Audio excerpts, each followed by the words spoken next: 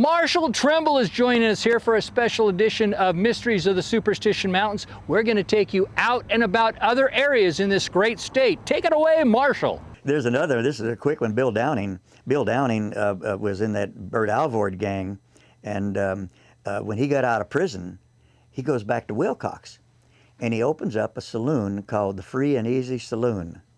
Now, there's many versions to this story, so I'm going to tell you my favorite version, because he was bringing in these girls and training them to be pickpockets, and they'd have a few drinks, and of course he was getting some of the take from, and the girls got a percentage of it. But he was also kind of abusive. You know, I mentioned earlier he was a surly, unlikable guy. When Billy Stiles broke him out of the Tombstone jail, the rest of the Alvord gang, they left Bill Downing in there because they couldn't stand him. But anyway, he's still his main old ornery self, and he was in Wilcox. This was 1909, and he's got these girls training him as pickpockets. But there's one gal, and I can't remember her name now, but one gal that he beat up. And she wasn't the kind of girl that would take a beating lightly, so she went to the local marshal, and she says, "I'm going to rat on him, and because he's an ex-con, and he's stealing, he's pickpocketing, they're picking these pockets of these miners and cowboys in here when they come in here and have too much to drink, and he's rolling them." And so and the sheriff just happens to be the Arizona Ranger, Billy Speed. It's a great name for a ranger, Billy Speed. Billy Speed was in there in town, and he says, "Let's get Billy," and so we'll take this guy down.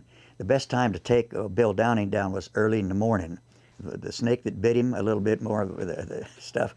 He's in there having a drink at the bar first thing in the morning, and Billy Speed's standing out in the street, and he says, "Bill Downing, you're under arrest." And Downing is he's not going to go down easy. And Downing, this is where the story varies, but I like my version of it.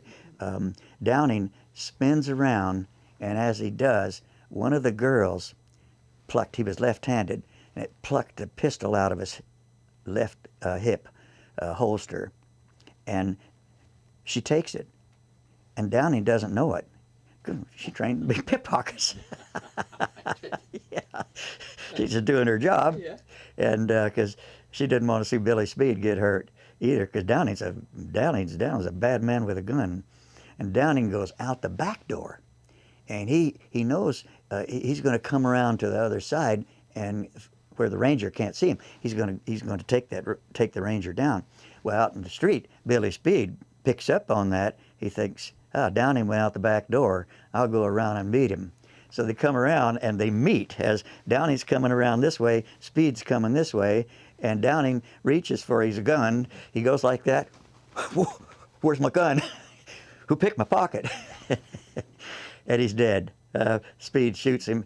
Speed was holding a rifle. I think he had a rifle, if I remember right, and just plucked him with that rifle. Turnabout's fair play. He taught the girls how to pickpocket. The motto is, the moral of this story is, make sure you got a gun in your holster before you go for it. Wow, that's incredible. You would think that he felt that he was a little light without the sidearm. Well, he was pretty hungover, probably. He was a heavy drinker, too. Yeah.